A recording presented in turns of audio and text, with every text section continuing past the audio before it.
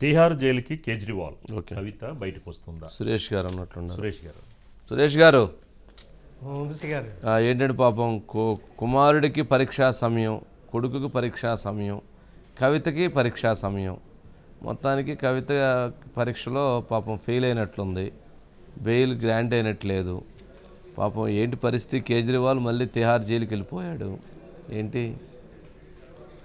వంశీ గారు మీరు చెప్పిన దాంట్లో రెండు అంశాలు. ముందుగా కవిత గారికి సంబంధించి, కవిత గారు తన కుమారుడికి పరీక్షలు ఉన్నాయి కాబట్టి తనకు మధ్యంతర బెయిల్ ఇవ్వమన్నారు. దాని మీద అభిషేక్ మను సింగ్ గారు ముందు వాదించారు కోర్టులో.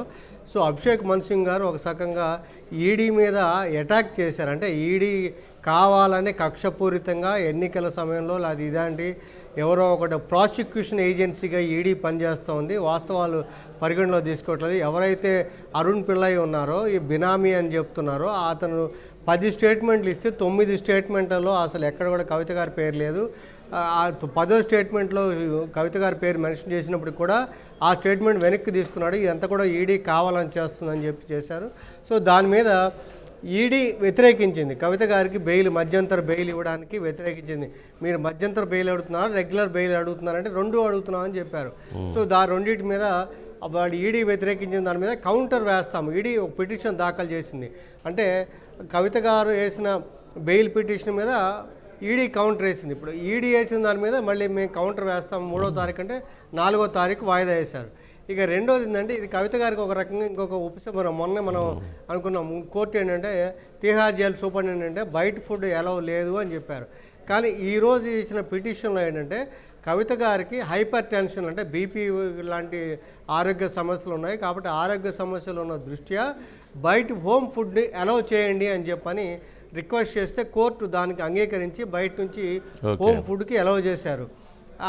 అదే సమయంలో మనకి అంటే కొన్ని బుక్స్ అడిగారు, కొన్ని రకాల బుక్స్. అంటే మన నరసింహ శతకం అని కానీ, గజేంద్ర మోక్షం, తర్వాత ఇతరత్ర బుక్స్లతో పాటు వాకింగ్ కోసం షూస్ అడిగారు, అంటే లేస్ లేని షూస్ అడిగారు. ఆ రకంగా వాటికి కూడా కోర్టు కవిత గారి విషయంలో వాటికి అనుమతిస్తూ ఈరోజు ఆర్డర్ జారీ చేసింది.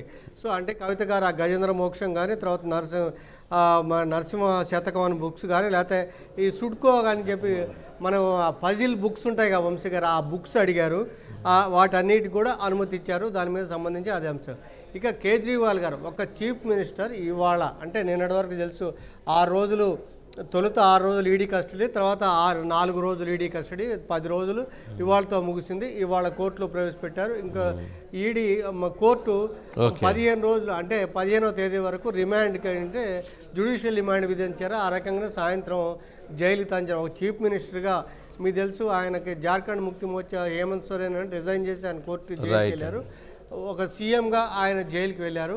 సో ఆయనకు సపరేట్ అంటే జైలు 2లో ఆయన్ని కేటాయించారు. అక్కడ దాంట్లో ఆయన కూడా కొన్ని పుస్తకాలు అనుమతి ఇచ్చారు. భగవద్గీత, రామాయణం ఇలాంటి పుస్తకాల తర్వాత పాటు హౌ పిఎం డిసైడ్స్ అనే బుక్ కూడా అనుమతించాలని ఆయన కోరారంట వంశీ గారు. బాగుంది సురేష్ గారు, ఇది బాగుంది. అయితే ఈ ఆర్గ్యుమెంట్లో కొత్త అంశం ఒకటి జరుగుతుంది వంశీ గారు. ఏంటంటే ఎవరైతే విజయనగర్ ఆప్ తరఫున 100 కోట్ల రూపాయలు ముడుపులు తీసుకొని ఆప్ పార్టీకి ఇచ్చాడో అయితే సౌత్ గ్రూప్ నుంచి, ఆ విజయ్ నాయర్ నాకు తెలియదు, అతిషి అని ఒక మంత్రి, తర్వాత సౌర్ భరద్వాజ్ అని చెప్పి 2 మంత్రులు కూడా ఆ మంత్రులతోటే టచ్లో ఉండేవారు, నాతోటి అసలు మాట్లాడేవాడు కాదు అని చెప్పని కేజ్రీవాల్ గారు ఈడీ మనకి కస్టడీకి తీసుకున్నప్పుడు చెప్పారంట. దాని మీద బీజేపీ ఏంటంటే కొత్త వాళ్ళని కూడా విరికిచ్చే ప్రయత్నం చేస్తున్నారు కేజ్రీవాల్ గారిని ఆరోపిస్తే ఆప్ ఏం చెప్పిందంటే ఆయన రాజీనామా చేయబోరు, ఇదంతా కూడా గతంలోనే అసలు విజయ్ నాయర్ స్వయంగా చెప్పాడు, ఇప్పుడు కొత్తగా చెప్పేది ఏముంది అని చెప్పి. రైట్ థ్యాంక్ యూ అండి, థ్యాంక్ యూ.